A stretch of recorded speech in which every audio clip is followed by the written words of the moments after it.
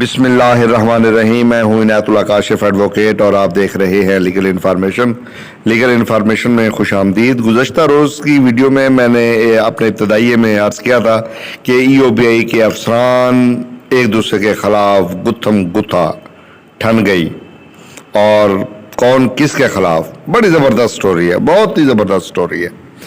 اور ساتھ ساتھ میں آپ کو بتاؤں گا کہ پینشنرز کا پھر کیا حال ہو رہا ہے. یہ تو ہیں ایک دوسرے کے خلاف دست و گریباں, تو پینشنرز ان کا کیا حال ہے, ان کی تازہ ترین صورتحال پوری تفصیل آج کی اس ویڈیو میں. اور اس سے پہلے کہ میں اپنے موضوع کی جانب بڑھوں, آپ سے استدعا ہے کہ چینل کو سبسکرائب کر لیجئے, بیل آئیکن کو پریس کر لیجئے, ویڈیو کو شیئر کر دیجئے. تو بڑھتے ہیں آج کے موضوع کی جانب. ای او بی آئی کا ادارہ اکھاڑا بن چکا ہے.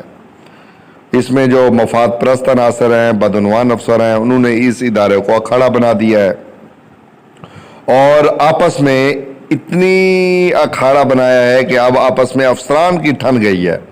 ایک دوسرے کے خلاف ہائی کورٹ اور سپریم کورٹ میں مقدمہ بازیوں کے باعث غریب, محنت کش پینشنر, معذور پینشنر, بیوہ پینشنر جو ہے وہ رول گئی ہیں.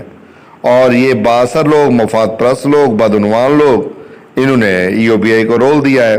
اور یہ جناب انتظامیہ کی جو آپس میں جنگ ہوئی ہے, یہ ذاتی مفادات کے حصول میں جناب جنگ میں مصروف ہو گئے ہیں. اور آپ جانتے ہیں کہ ای او بی آئی ایک وفاقی محکمہ ہونے کے باعث ملازمتوں کی بھرتیوں کے عمل کے دوران صوبائی کوٹا پر قانون کے مطابق عمل جو ہے وہ کیا جاتا ہے, جس کی بنیاد پہ پھر بھرتیاں کی جاتی ہیں. اب ہوا کیا کہ 2007 میں بھرتیوں کے دوران صوبائی کوٹا کی سنگین خلاف ورزیاں کی گئیں.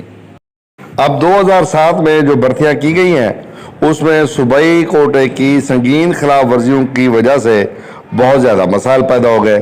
اچھا, ای او بی آئی کے ایک سینئر افسر ہیں محمود نبی جان, یہ ڈپٹی ڈائریکٹر آپریشنز ہیں.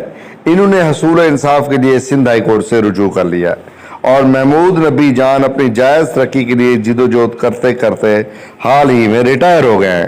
کمال کی بات یہ ہے کہ اپنے افسران کو بھی یہ انصاف نہیں دیتے.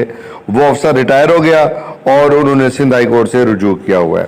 پورے ای او بی آئی پہ 2007 میں صوبائی کوٹا کے خلاف ورزی کرتے ہوئے بھرتی ہونے والے انتہائی بااثر اور بدعنوان افسران کا رائج قائم ہے. اور 2007 میں اب کون کون بھرتی ہوئے تھے ان افسران کو ذرا آج میں کہہ رہا ہوں کھل کے بات ہوگی, آج ذرا بھی جو ہے نا رعایت نہیں ہوگی. محمد نعیم شوکت قائم خانی, یہ ڈائریکٹر کوارڈینیشن, چیئرمین سیکریٹریٹ اور director general administration department head office بیک وقت دو انتہائی کلیدی عہدوں پر فائز ہیں. 2007 کے گروپ کا سرغنہ اور ایک اہل امیدوار محمد ریاض کی جگہ بھرتی ہونے والا اور انتہائی جونیئر اور نان کیڈر افسر اپنی آمدنی کے مقابلے میں انتہائی پرتعیش زندگی بسر کر رہا ہے. اس کے استعمال میں ای او بی آئی کی 1800 سی سی کی 2 گاڑیاں ہیں اور ای او بی آئی کی مقررہ پینل پر موجود نہ ہونے کے باوجود اپنے اختیارات کا ناجائز استعمال کرتے ہوئے اپنا اور فیملی کا علاج آغا خان ہسپتال کراچی سے کروا کر ای او بی آئی سے ماہانہ بھاری میڈیکل بل وصول کرتا ہے. اس کی غیر قانونی طور پر بھرتی کے خلاف گورنمنٹ آڈیٹرز کی جانب سے آڈٹ پیرا بھی ہے, جس میں ای او بی آئی کی انتظامیہ کو نعیم شوکت کے خلاف سخت ترین کارروائی کی ہدایت کی گئی تھی, لیکن نعیم شوکت نے اپنے اثر و رسوخ کی بنا پر اس مسئلے کو دبا کر رکھا ہوا ہے.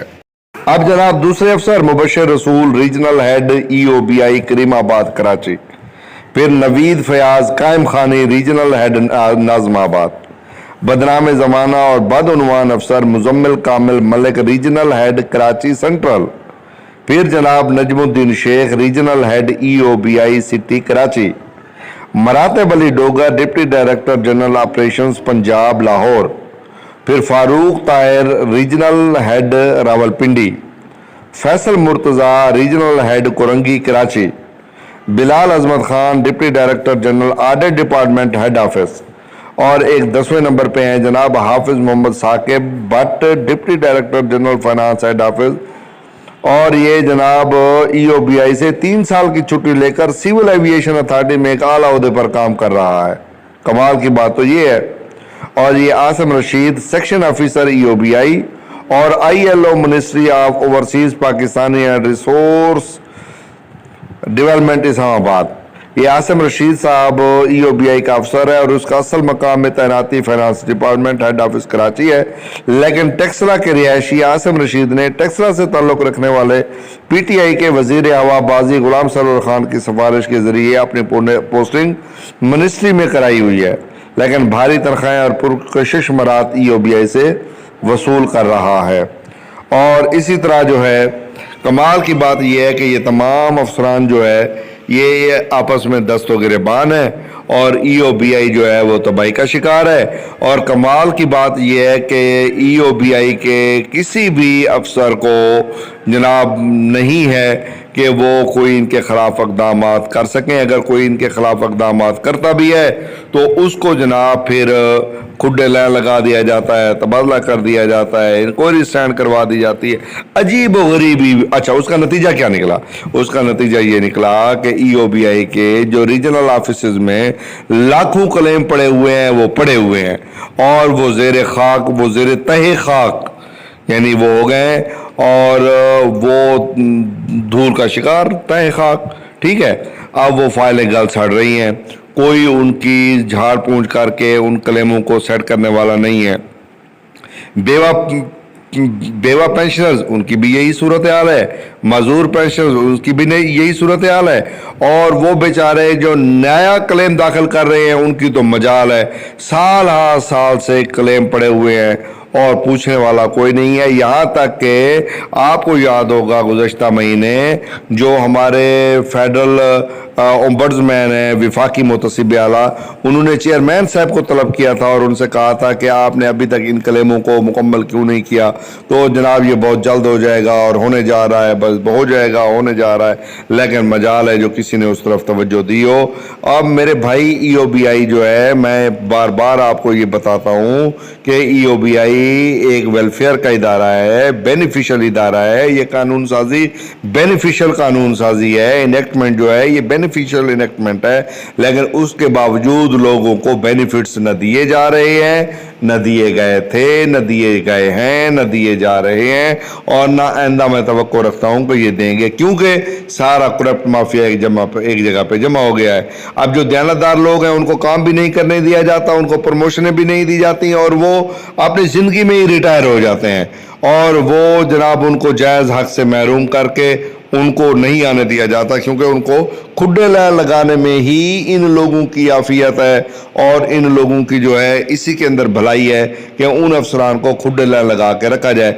अब जनाब एक दयानतदार चेयरमैन आया है, उसके खिलाफ इल्ज़ाम तराशियाँ शुरू हो चुकी हैं, उसके खिलाफ लॉबिंग शुरू हो गई है, क्योंकि वो आर्जी तौर पर 1 साल के लिए तैनात किए गए थे। नए चेयरमैन की तैनाती के लिए इश्तिहार आ चुका है, नई लिस्टें बन चुकी हैं, वो भिजवाई जा रही हैं और उसमें अजहर हमीद खोकर टाइप लोग जो है और वो जो जबरी रिटायर हो गए थे उनको अहल करार दे दिया है। जुल्म तो ये है, उनको अहल करार दे दिया है और उनके अहल होने की वजह से जो है अब देखते हैं कि EOBI के अंदर होता क्या है, किसको चेयरमैन लगाया जाता है। इस मौजूदा जो चेयरमैन है इनका अरसा भी थोड़ा रह गया है, तो नए चेयरमैन की तैनाती देखते हैं कैसे होती है, लेकिन उससे पहले हुकूमत जो है वो अपने आखिरी हिचकियाँ जो है वो ले रही है। आखिरी हिचकियाँ जो है वो ले लेती है हुकूमत और हुकूमत तब्दील हो जाती है, तो फिर नया ओवरसीज़ का चेयरमैन, वज़ीर, नई चीज़ें, नई कहानी, फिर देखते हैं कि आने वाले दिनों में क्या होता है। लेकिन सरदस ये है कि अफसरान ने इस इदारे को अखाड़ा बना दिया है और हम सिर्फ दुआ ही कर सकते हैं, बाकी तो इनका कोई कुछ नहीं कर सकता। सरदस जो है वो इदारे को इन्होंने तबाह कर दिया है और अगर आप बचाना चाहते हैं तो फिर आप आवाज़ बुलंद करें, यहाँ पर भी, वहाँ पर भी, हर जगह, ताकि कोई ना कोई जो है वो बेहतरी हो जाए।